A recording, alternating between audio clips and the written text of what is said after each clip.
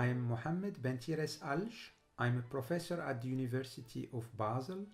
The goal of our research is to understand breast biology and breast cancer and to use this knowledge to improve therapy for our patients in Basel and throughout the world.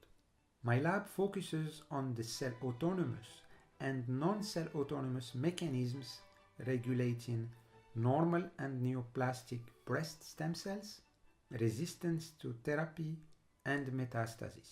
In collaboration with clinicians from the University Hospital of Basel, we are developing a breast cancer personalized medicine program. I'm pleased to welcome you to conversations with key figures in mammary gland biology and breast I'm Jeff Rosen. I'm from Baylor College of Medicine in Houston, Texas. I'm a professor in the Department of Molecular and Cellular Biology.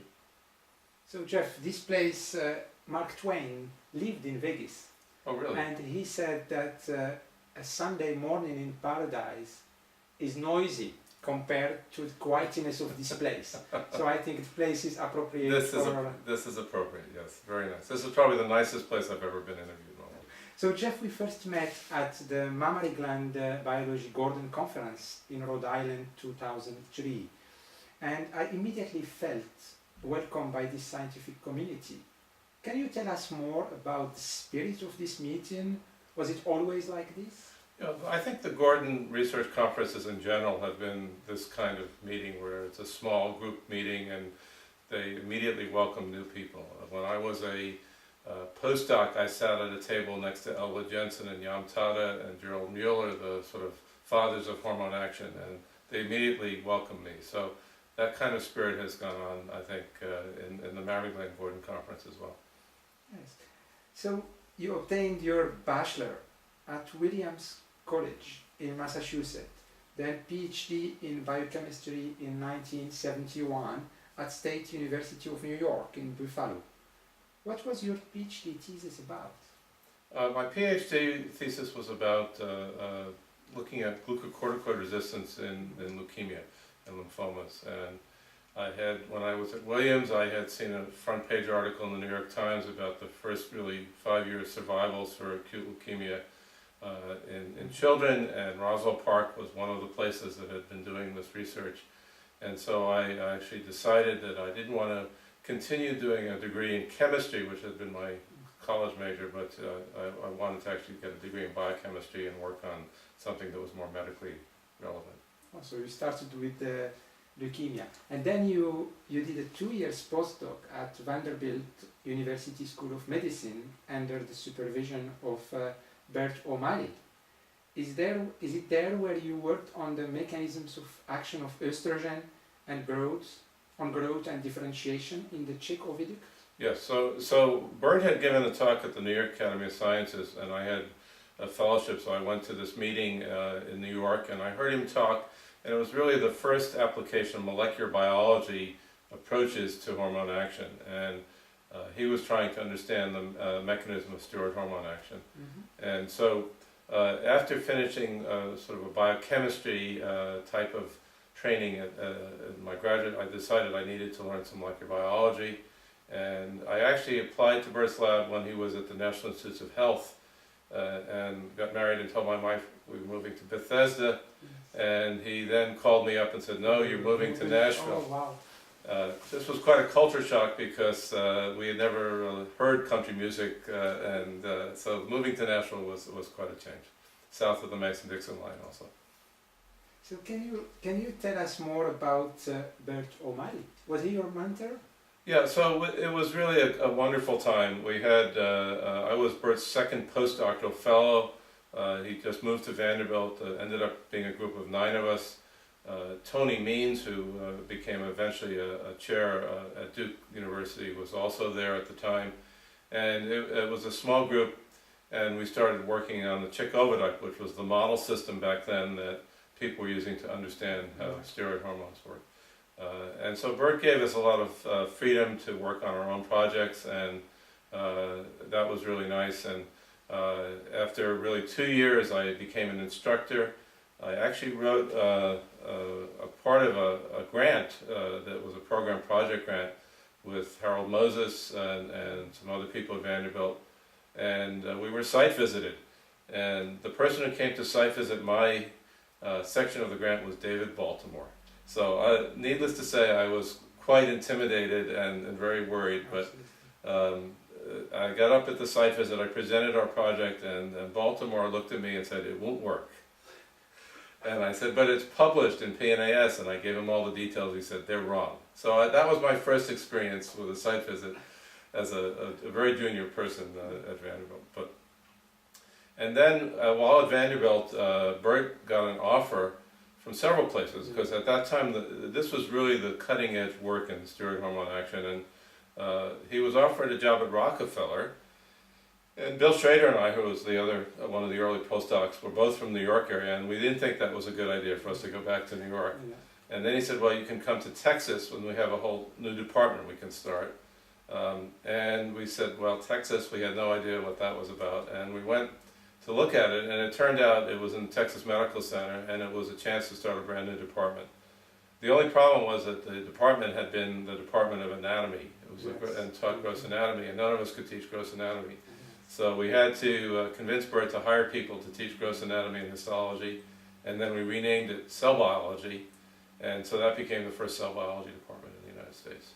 So that's how he started the entire department, which is now flourishing.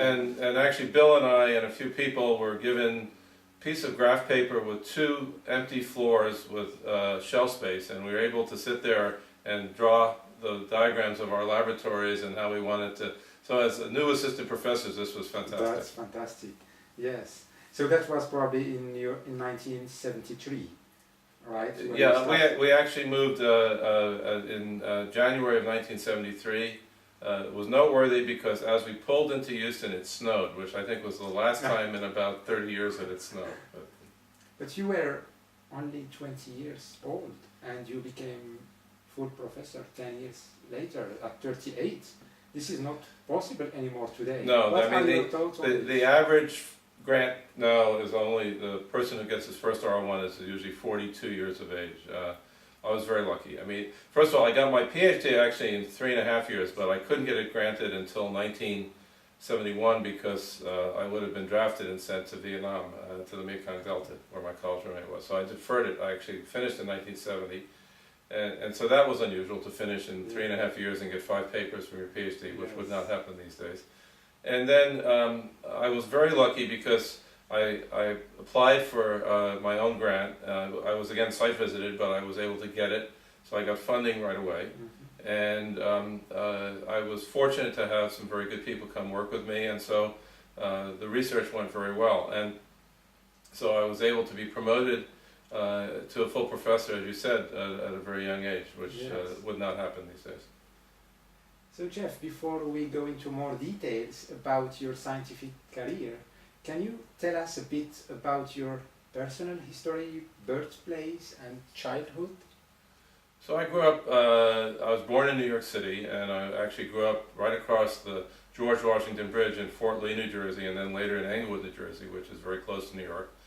And so I was quite fortunate in my education that I got to enjoy the culture and art in New York City. And I actually had a German teacher who lived in New York, and she would take us into the Museum of Modern Art to see Nolde and other German expressionists, and to hear Goethe, and all sorts of wonderful things in New York. So that was an education in itself. I actually applied to most Ivy League schools, but I really like Williams College, which is, I still think, ranked #1 of the small colleges in the United States, liberal arts colleges. It's in a beautiful place in Massachusetts, and so I went there as a chemistry major, but I took art history, music, philosophy, and many other liberal arts classes. So I think that was really worthwhile. Excellent teaching. So I became interested in science, I guess, from when I was very little. I had science projects in the basement of our house when I was growing up. Wow. And I was the only really person in my family, because everyone else were either teachers or lawyers. No one else was really in science. Yeah. I have one distant cousin who's a professor at the University of Virginia, but really there was not a history of people who going into science. I was fortunate though, because we lived so close to New York, that in high school we did science projects, and several of the parents of classmates were actually professors at Columbia, Yeah. and so they were able to help us with our projects. And then the most, I think the real reason I'm in science is we had a biology teacher who had a PhD. He was an African American, and he actually brought professors in to talk to us about the origin of life, the genetic code, and things like this, which were all being discovered around this time. And it was that sort of special class in the evening, hearing these lectures, that really made me excited. Because I know you like art, you do a lot of sports. One could have imagined that you may have chosen a career in art or in sport. Well, so a lot of my classmates at Williams College actually became directors of major museums, including the Metropolitan and the National Gallery. We had what was called the Williams Art Mafia. And there's a wonderful art museum in Williamstown, the Clark Art Museum. So we with 20 Renoirs. So even in this small town, we were exposed to this. So I think that to me was the big value. I had a wonderful education in chemistry. It was not what I call high-tech biomedical research. In fact, I did an honors project, which I'm very proud of, but it took 5 students 5 years to be published in the Canadian Journal of Chemistry. So it was not cutting-edge research, but it was still very good experience in terms of learning how to do research. So you are in Baylor since 1973. Yeah. Can you tell us about your very first years at Baylor? So I was extremely lucky. When I had been at Vanderbilt, there was an undergraduate working in the laboratory next door who was very, very good, very smart. Her name was Sherry Barker, and she got married, and her husband got offered a job with a big law firm in Houston, so she was moving to Texas, and I offered her a job, and she was my first technician, and I probably wouldn't be here today except for the fact that we worked together, and she really was a wonderful technician, and actually is a co-author on our second paper that we published. The other thing I think that was a big influence is that while at Roswell Park, I had to do a qualifying exam, what we call off-topic, outside your thesis research. And you had to write several different proposals, and they chose one. And I heard a surgeon named Tom Dow, who had worked with Charles Huggins, who won the Nobel Prize, and he explained about the DMBA-induced rat mammary tumor model. And I was pretty excited about that because I knew it was hormone dependent. And so I actually wrote my qualifying exam on that. And when I worked with Bert, I learned how to do molecular biology. We were the first group to really isolate messenger RNA and make cDNA and show that estrogen would induce gene expression. And so when I finished my postdoc, I knew that about this biological model of the DMBA tumors. I'd also heard about Yale Topper, who was working at the NIH, who had developed an in vitro culture system where you could take little mammary explants and culture them in a serum-free medium with just prolactin, glucocorticoids, and insulin. And so I had 2 models. I had a cancer model and I had this in vitro model, and I knew how to purify messenger RNA. And the milk protein messenger RNAs, these days, a second grader could purify because they were so abundant. And so we were quite lucky. It was a good choice of a system, and we were able to really generate some very nice data. And then I actually hired 2 postdocs from Rochester University. My first postdoc was named Bob Matusik. We later collaborated on a prostate cancer model with another postdoc, and was the first transgenic prostate cancer model. And another one named Bill Guyette. And they helped set up the culture system, and we were able to do some mechanistic studies on prolactin action. So that was really, I think, again, very fortuitous to get some really good people to come work with me, and I really owe them a lot of credit. So, who were your role models, if any, and who were your mentors during your first years as independent scientist? You know, we didn't have senior mentors because there were no senior people in the department. There was just a Bert and a bunch of junior people. So we really were sort of self-taught. It was really trial and error. Now, of course, in the department, we're the senior mentors for junior faculty, but back then there really weren't senior mentors. What Baylor had done, though, was very smart, is they hired 3 really good chairs. They hired Tom Caskey, who started one of the premier genetics departments in the country. who had worked with Marshall Nirenberg. They hired Salih Wakil, who was in the National Academy for his discoveries of fatty acid synthase, and they hired Bert. All three were in the National Academy. Bert actually became a National Medal of Science winner. So they were, I think, really had some vision to hire these people and build these departments. Yes. And they were all very, very supportive of us. So that really, what Bert was able to do is he kept people working in his group, but if you decided you wanted to work on your own, he let you go off and he gave you support. He also didn't micromanage you. He let you run your own, follow your nose, and do what you wanted to do. Yeah. And I think that a lot of departments, including one other one at Baylor, were notorious for everything was top down. Everybody worked with the chair and did what the chair wanted. Yes. But Bert gave a number of us a chance to really develop independence. But now it's quite different at Baylor. I visited a few weeks ago, and now the mentoring is different. I think you mentioned that there are even joint projects. Yeah, so now when we have junior faculty come in, and we have a number of them that come to our lab meeting, we co-mentor students and do things that were quite different from when we started. Although we did have the junior faculty in the group when we started, and again there were 6 of us originally, did interact quite a bit and collaborate. So you said you didn't have the mentors, but I know you mentored a lot of people over the years. So can you tell us about your experience now as a more senior mentoring the junior people? I think the secret was learning how to write well and present well. And so being in a liberal arts college like Williams, that was a big advantage.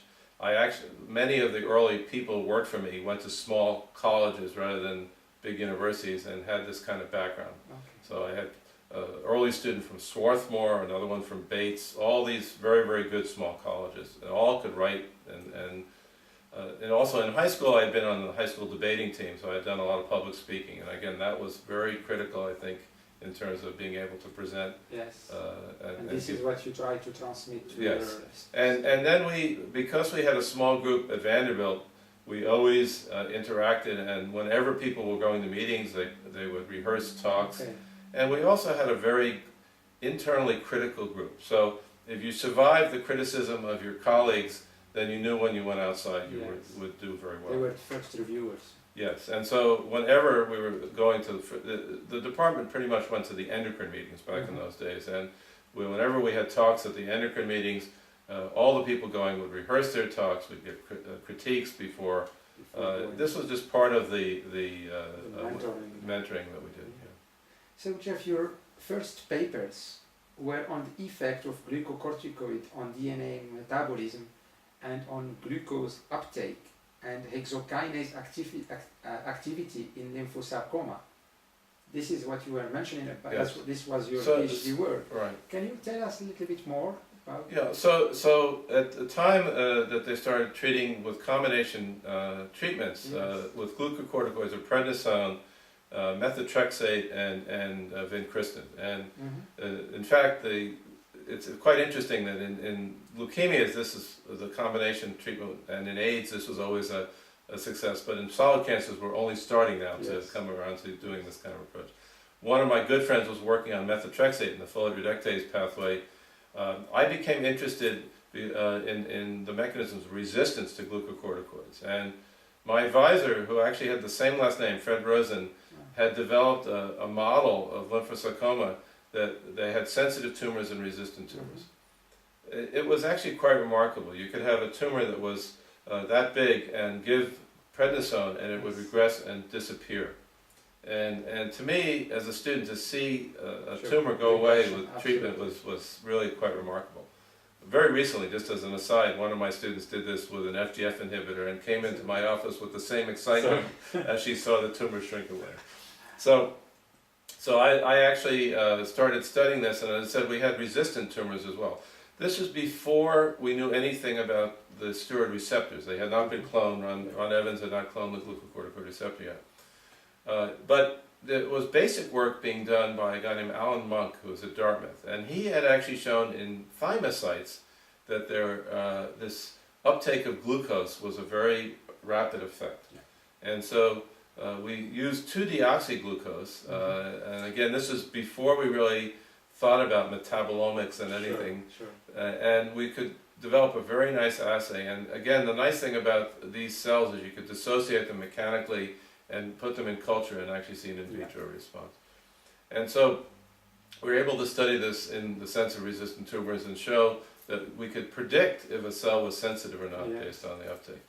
And then again, because I was at the nice thing about Roswell Park, again, which really influenced me, it really was a free cancer treatment center for the state of New York.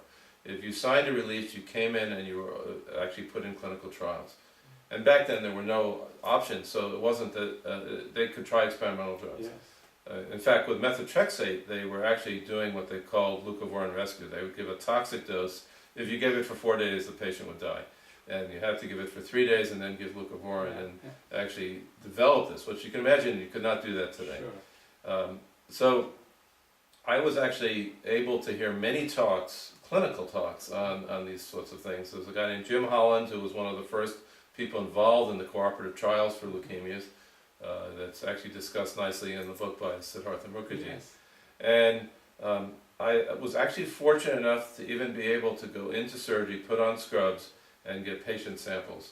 And I collaborated with a pediatric oncologist, and we took the cells back and were able to incubate them with things like adriamycin and glucocorticoids and look to see if they were sensitive or not. And that was again very exciting. We published a cancer research paper. I was actually the senior author. And at the time I said, this will be great, it'll go into the clinic and we'll be able to predict. But it still isn't actually a routine practice because I didn't realize the complexity of actually developing these assays.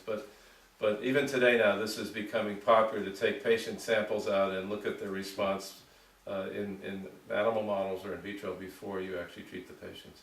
Like what you do for antibiotics. But it was sitting at Roswell Park. I mean, my wife was also working there in a laboratory for Henry Mihich, who was the chairman of the department, who again worked on L1210 leukemic cells. Was a very famous pharmacologist, and every day we would go over to have lunch, and there were patients there every day, and they had posters on the wall of people who had died from cigarette smoking. It was one of the first places to show the question about lung cancer and cigarette smoking. They had a poster with John Wayne showing him on a camel ad, and then lungs underneath in a jar and deceased. So it was very much, I think, what we're trying to do today in a program we call Translational Biology and Molecular Medicine at Baylor, where we have PhD students who have a joint MD mentor and they get exposed in the clinic as well as in the laboratory. So I had that exposure as a graduate student, which I think influenced the rest of my career. Absolutely. So then you worked on the effects of estrogen on gene expression. And your first paper on the mammary gland was in 1975 on the regulation of casein messenger RNA during development of the rat mammary gland. How did you get to this study? Well, so again, we were interested in hormone-dependent breast cancer, but I had the feeling we had to understand normal regulation by hormones first. Now, we had published the first paper showing that steroid hormone could activate gene transcription in the chick oviduct.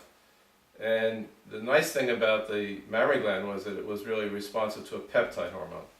Now at this time there was a lot of controversy about whether peptide hormones acted just at the cell surface or they could actually get into cells. There was also, so the simple model was that peptide hormones acted at the cell surface and steroid hormones only acted in the nucleus. In fact, over the years, those models have all changed. Steroid hormones can act at the cell membrane, and peptide hormones can get into the nucleus. But, so I was curious, how does something acting at the cell surface, and again, we knew nothing about the prolactin receptor, work to turn on gene expression? And since caseins were like the ovalbumin, we could purify them, we could make cDNA, and we could look at that in our culture system. And so that was really, we could put the cells in a serum-free medium, add prolactin and glucocorticoids, and watch induction of casein mRNA, which again was extremely exciting at the time because it was the first really demonstration that a peptide hormone could regulate genes. Where did you get prolactin back then? So there was actually a national pituitary program that they were extracting prolactin, Yes. and we were able to get this through this program. Back at those times, Henry Friesen had just discovered human prolactin, and we didn't realize actually at the time that there were differences between the receptors and the species. Yes. Only recently, this year at the San Antonio meeting, they've made a mouse model now that expresses human prolactin, and they're starting to see effects on growing patient tumors, Yeah, PDXs. And so I think, in fact, for a long time, the question was, does prolactin really have any role in human breast cancer? Because in the rat model, if you inhibited prolactin with ergot alkaloids, the tumors again regressed. And in fact, that was what the model was so nice about. You could overectomize the rat, the tumor would regress. This is really the only still good model of a luminal breast cancer. And then you could give back prolactin or estrogen, and they would regrow. So the basic question we wanted to understand, which I don't think we still understand completely, is why these hormones that regulate this growth don't lead to terminal differentiation in cancer, but in the normal mammary gland they actually have proliferation and then the cells terminally differentiate. Do you think it's because in the adult the gland may have acquired mutations, or? No, actually what we started studying back in again 1975 was looking at the chromatin, looking at DNA sensitivity and methylation of the DNA, which was again just starting to be understood in regulation of globin genes by Harold Weintraub and a few other very well-known scientists.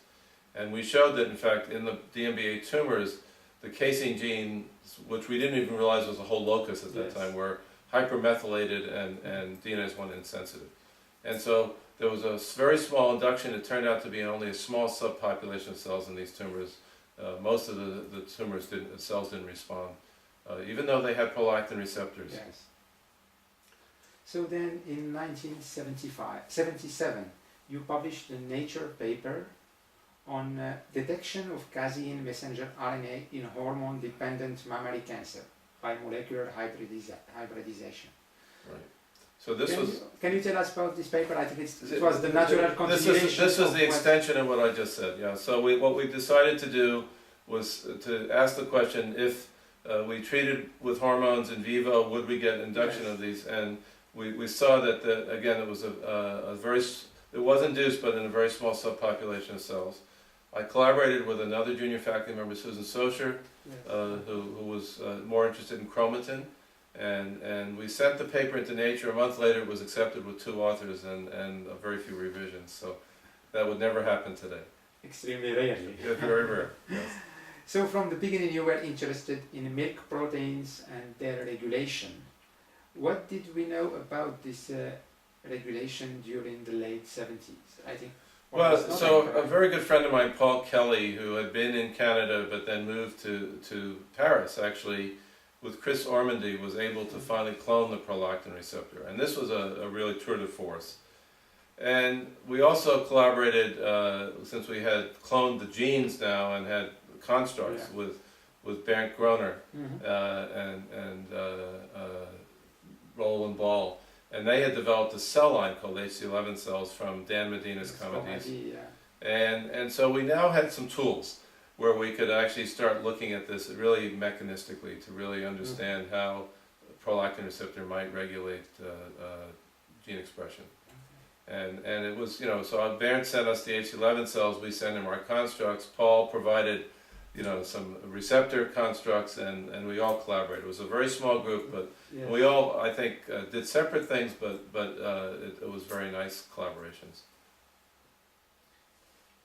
So in 1978, then you published a cancer research paper with Barbara van der Haar and Gil Smith, entitled A Difference Between Mammary Epithelial Cells from Mature Virgin and Primiparous Mice. How did you first meet them?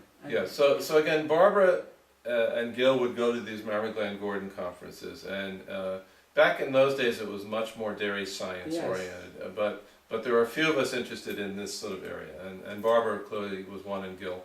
And this old idea that Holzer had in muscle was that you needed a critical mitosis to allow cells to differentiate in muscle. And so we had this explant system, and the question is, what was happening in the virgin gland that was different from it than in the Paris gland?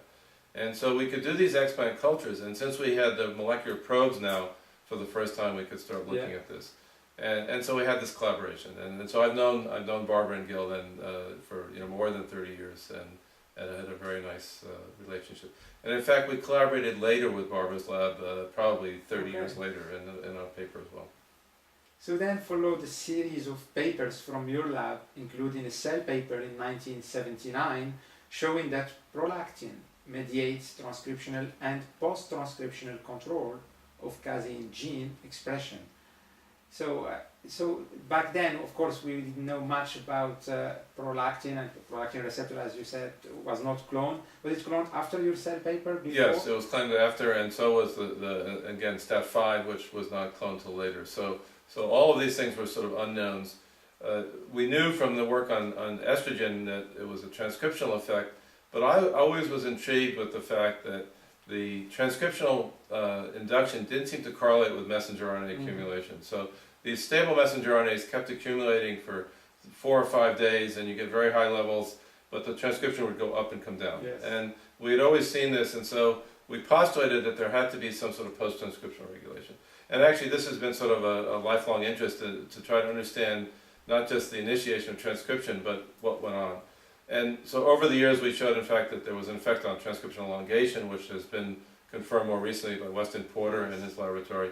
And then we showed that there was an effect on messenger RNA stability.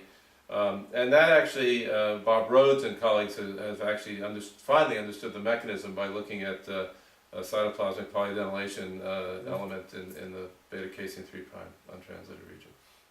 So we were interested in this, and at the time we started teaching graduate school. Bert would teach transcription, and I would teach everything else, which at the time wasn't very much, but over the years, of course.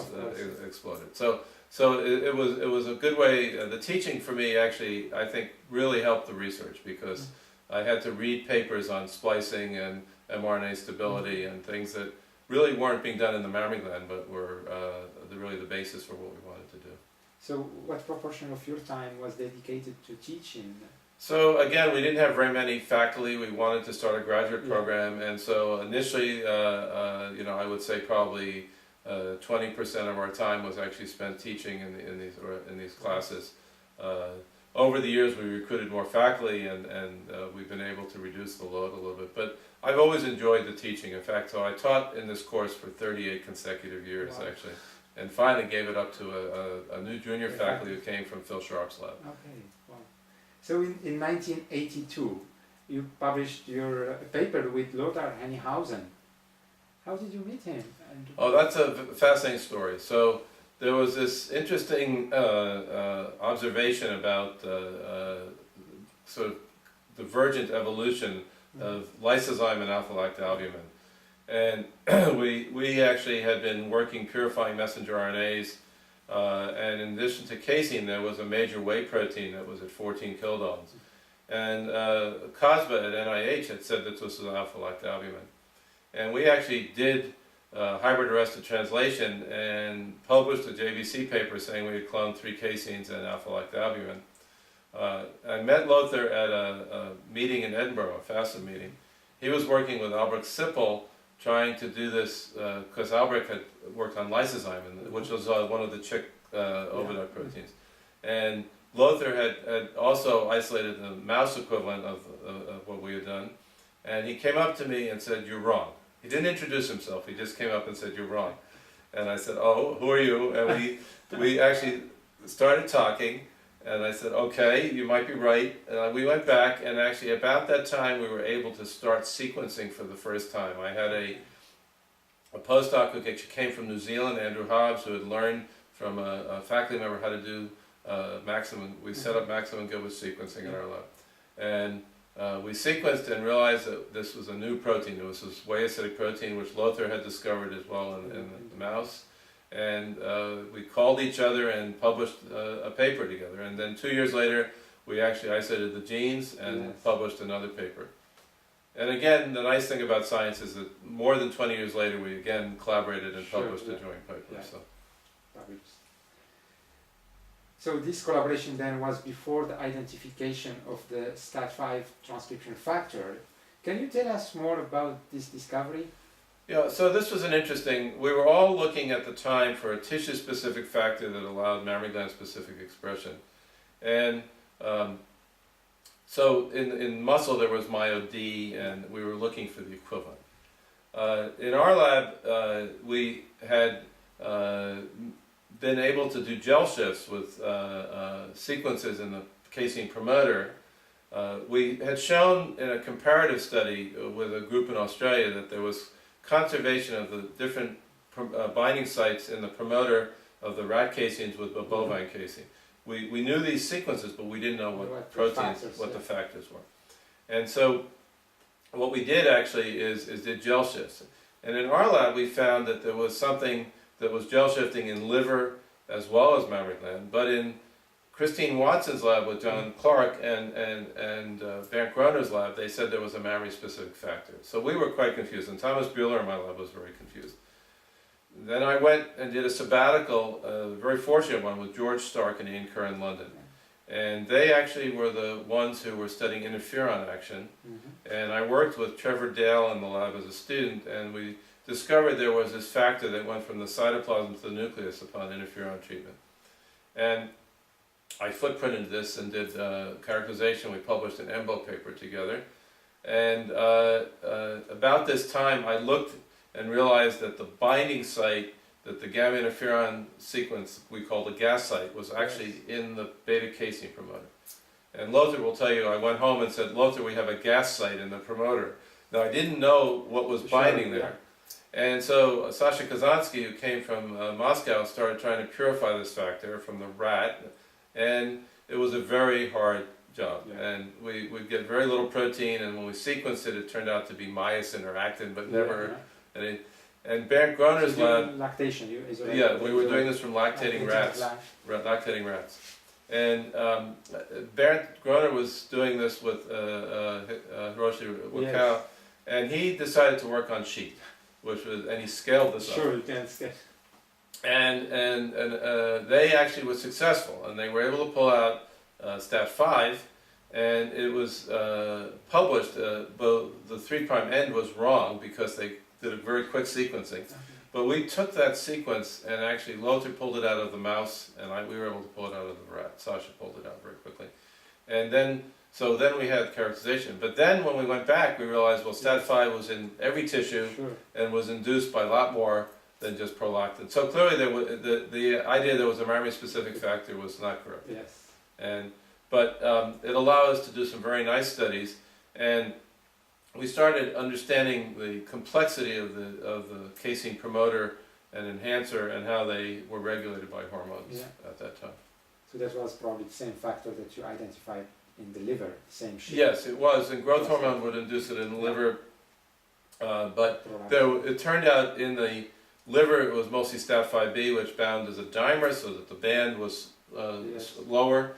In the mammary gland, there's actually two sites, so you can actually form a tetramer with STAT5A, which people later showed was due to a unique interaction at the amino terminus, and that tetramer gave a slower band.